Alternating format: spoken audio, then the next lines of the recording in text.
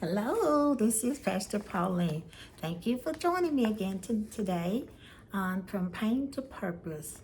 I am so happy to be a part of um, your family, probably your household, or wherever you are listening. And I pray every day before I sit down here that something will be said that's going to bless you, there's going to be a turning point in your life, and a step towards your healing.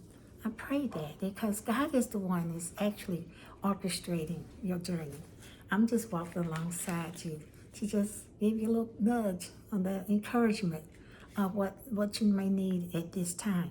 So today is going to be kind of a tough subject. You know, we've been through some stuff, and I'm here for you. I understand. And we want to be healed, right? But we don't realize that one of the most important things we have to do, very close to, make sure you can hear me, is forgiveness. In order to start your healing process, you have to take that step to forgiveness. Why? Because if you hold on to anger and hurt and pain, it just ties you down. It chains you to this prison wall of, those chains that you'll never break free. I know some of this stuff feels like, you know, they don't deserve to be forgiven or justifying the sin. No, we're not saying that it's okay. No, that's not what we're saying. What I'm saying is that I want you free. And in order to be free, you have to release those weights, those chains that's holding you back, those chains that's tying you to your past. You're not of your past anymore. We're moving forward. So forgiveness unlocks the lock. Like that little click you just heard when I'm at my top, that's that click that says, come out. Come out there. You deserve to be free. And so I've learned that forgiveness is not just saying it. It has to be, it comes from the inside of you. And just like God gave us the grace that we were forgiven, if you ask Him, God will give you the grace to forgive somebody else. It's not a suggestion. It's not a like maybe if you want to. The Bible makes it a commandment. You know what? Even when we say the Lord's Prayer, and I'm sure we know it, there's a part in there that says, Lord, forgive me of my sins, just like I forgive those who sin against me.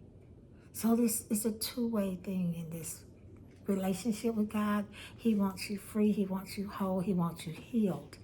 But we got to get out of that prison.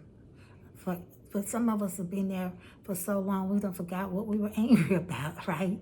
I mean, this can go on to generations where a family member is not speaking to another family member.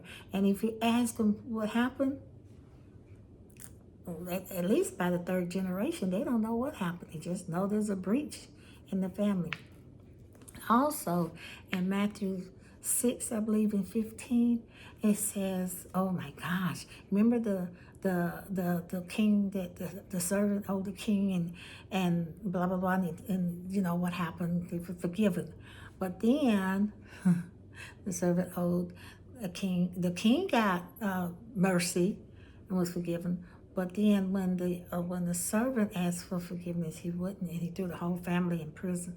And God saw that. He didn't like it. And he said, just like in this situation today, if you don't forgive your brethren, it's like the tormentors will come after you. You know what? I think the tormentors are those nights when you can't sleep, that quick anger, that's reactive rather than responsive. You know, it becomes part of your personality, and you're driven to it. Wow, it's like tormenting, right? So I believe God turns you over to tormentors until you forgive and you release that. And sometimes forgiveness is an everyday thing. You may think you're over it, you're okay, and then something will trigger it, or you'll see that person, or a sound or something will remind you of it, and you start feeling, oh. But I'm telling you from experience, you know you're forgiven when you can see the person and just shake their head and say, Lord, have mercy. Sometimes they even say, what in the world did I see in that person?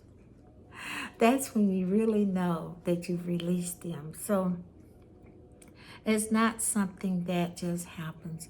It's something that you choose to do. You choose to release that heavy burden, that yoke, those chains that have you even tied to that individual. They're gone on about their business, living their best life, and you're still chained to that pain, that harm, it's incident, that situation. Be free. Be free today. Make a commitment. Think of the one person. And in my life, it was a whole bunch of people. But if you can think of one person that did you wrong, that you know you need to forgive, well, start by saying, I release that hurt today. God, it was such a deep hurt. It was deep, but I give it to Jesus. Lord, forgive me for holding on to that hurt. And in place of it, fill me with love. Fill me with your peace. Fill me with room now that I can put more of you inside and I can be free to live this life. I want you to do that. I want you to just take that first step, and maybe even you need to forgive yourself. Maybe you need to forgive God. Well, let me tell you, He already knows.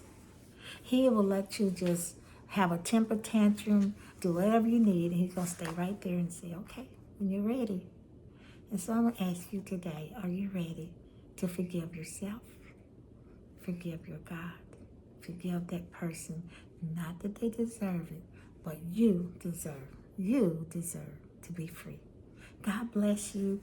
Thank you for listening. Don't forget to subscribe, comment, share with somebody else who may be helped.